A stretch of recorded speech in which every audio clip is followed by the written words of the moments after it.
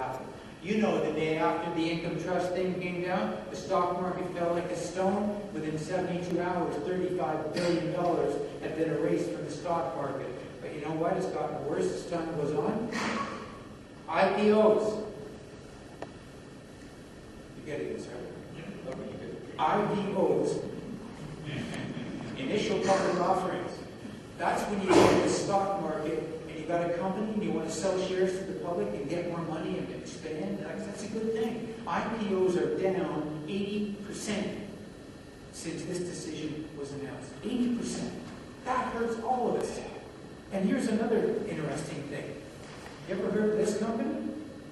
Okay, Bell Canada, BCE. Do you remember when Mr. Flaherty said he had the tax income trust? You remember why he said he had to do it? Because companies like BCE and TELUS and Canada, remember? He said they're all going to convert to income trusts and we're going to lose all kinds of tax money.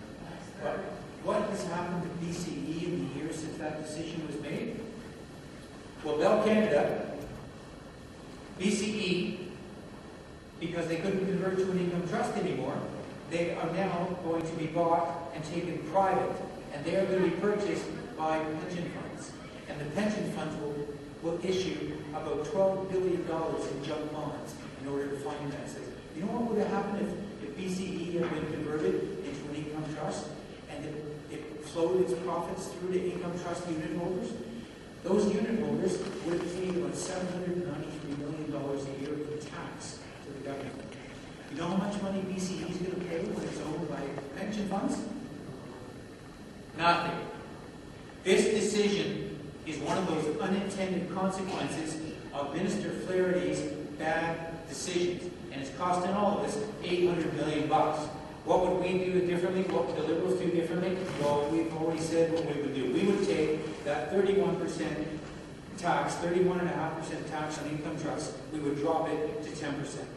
We would take the 10% tax and make it refundable to Canadian taxpayers, so only foreigners would pay it. We believe by doing this,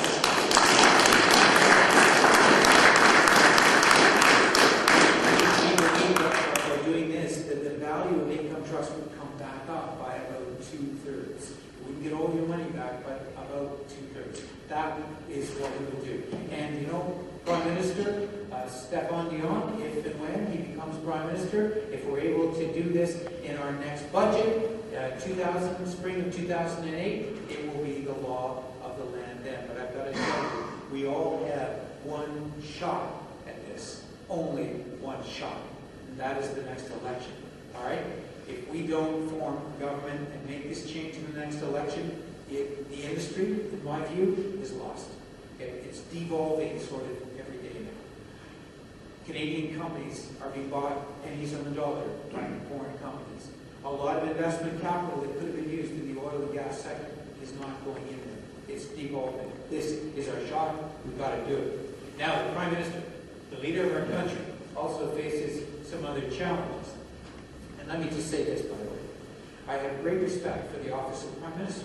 I have great respect for anyone who achieves the office of Prime Minister, regardless of who they are. This is an achievement, and we should never confuse criticism of the office